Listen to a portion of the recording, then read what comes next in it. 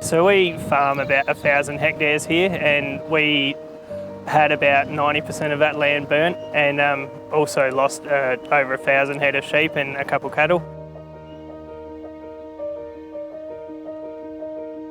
Well, I think every member of our tennis club has been affected by fire in one way or another. They've taken out livestock, fences, homes, cars, you name it, it's gone.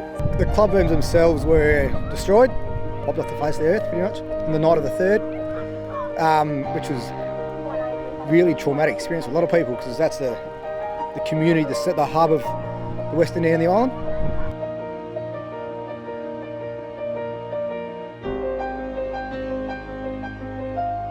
So on the night of the fire, these buildings were alight, and our main kitchen and dining area was completely totaled. We had 3 lines of big pine trees that were planted there in 1960. That was our real windbreak, and that was very alight, and they were all burnt. And the heat from that burnt all our backstops, and the court surface was completely ruined. Yeah, there was nothing really retrievable. I think the international tennis community back in January really found it really devastating. They all came together and raised over $6 million with exhibitions and also ACEs for relief. For us and for myself to be part of that and to bring that to a smaller community over in KI is something that I've always found pretty special.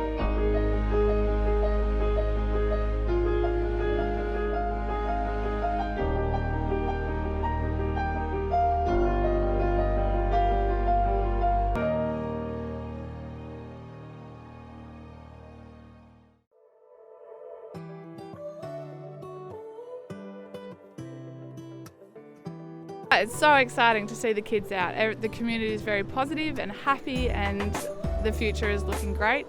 Everything that happens that comes to the island or helps people plays a part. So it's not anything individual, but it's a combination of everything that help people to get through it and give them some feeling that of hope for the future and the support from the mainland. Well, this is the first stop, so we're launching it here today in Kangaroo Island, but obviously there's a lot of activations going around Australia nationally with bushfire affected areas. So, you know, Tennis Australia being able to support not only Kangaroo Island, as I mentioned, Stokes Bay, but a lot of other regional areas that were affected through this very challenging time. We've been on the island, we've seen some devastation of the 2 clubs, which one was at Stokes Bay, the other one Western Districts, and that money's going back to building new infrastructure. Giving us stuff to play with, we didn't have anything. Didn't have any nets, didn't have nothing. The focus island-wide was to get the kids playing sport again. Just that sense of normality. Days like today are awesome for kids and everyone involved. So being able to see something coming out of all the despair and burnt stuff, I guess, it really encourages us while we're trying to rebuild our farms and see that we've got something to look forward to, and we just can't wait to get back and play some tennis this summer back on our local court.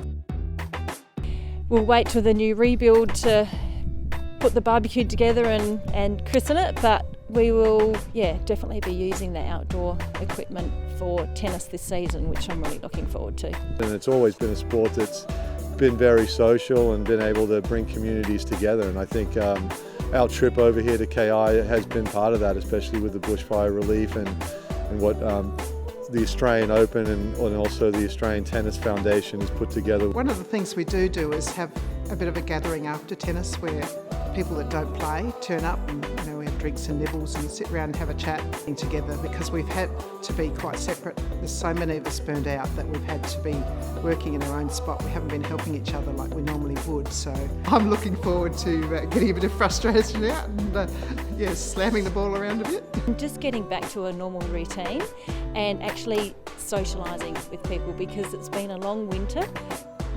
It just brings families back together again.